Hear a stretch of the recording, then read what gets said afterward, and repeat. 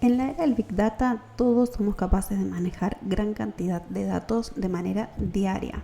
Datos que consultamos en bases de datos públicas o privadas, si manejamos redes sociales, si realizamos transacciones bancarias o en billeteras virtuales, o si manejamos tal vez aplicaciones de delivery, por ejemplo. Pero a la vez también todos somos capaces de generar gran cantidad de datos que pueden provenir de pacientes, clientes, datos de nuestra empresa, stock de productos o investigaciones. La correcta gestión de estos datos puede marcar el rumbo de nuestras decisiones. Es por eso que tenemos que tener muy presente cómo los estamos en primer lugar organizando. Pero empecemos desde el principio. El dato se define como la unidad mínima de información, que por sí solo no tiene significado, pero asociado a otros datos y en un contexto determinado es donde se transforma en información útil, primero para el análisis de patrones, que nos va a derivar una correcta toma de decisiones. Por ejemplo, acá tengo 3 datos, un dato de edad, un dato de temperatura y un dato de una ubicación específica con una coordenada.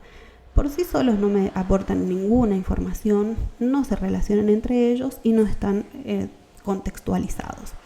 Pero si yo para cada uno de ellos asocio un registro, puede ser datos de un cliente, datos de temperatura de una ciudad específica en una fecha determinada, o el valor de pH de agua, puede ser de una muestra de agua en una localidad o en un punto determinado, es ahí donde empieza a tener valor la información.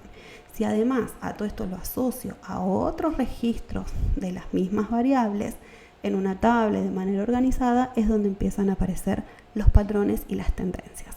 Pero eso lo dejamos para mañana. Hoy vamos a ver qué tipos de datos podemos tener. Y en líneas generales los datos se dividen en 2 categorías. Los datos cuantitativos, que son aquellos que expresan cantidades o valores numéricos que me indican el cuánto de una variable.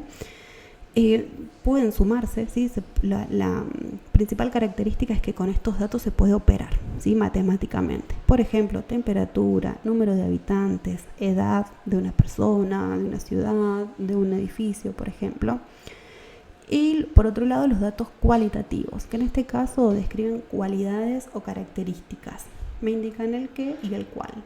Y hay distintas maneras en las que estos datos se pueden representar. Principalmente pueden ser textos, imágenes, símbolos, también pueden ser números, pero a modo descriptivo, no como los datos cuantitativos con los cuales se puede operar matemáticamente. Ejemplos de estos datos son nombres de países, tipo de transportes más usados, preferencias alimenticias de una persona, por ejemplo. A la vez, los datos cualitativos se pueden clasificar en nominales, que son aquellos que no tienen un orden o una jerarquía inherente y solo sirven para etiquetar o nombrar categorías. Por ejemplo, una escala de colores, la nacionalidad de un grupo de personas, el género también de un grupo de personas. Y por otro lado, los datos ordinales, que en este caso son categorías, pero sí poseen un orden o una secuenciación significativa.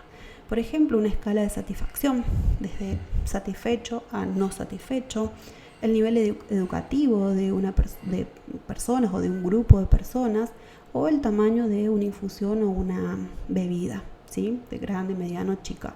En este caso, la característica principal de estos datos es que se puede comparar entre ellos, ¿sí? No solamente que le asignan un valor cualitativo a la variable, sino que se pueden establecer comparaciones.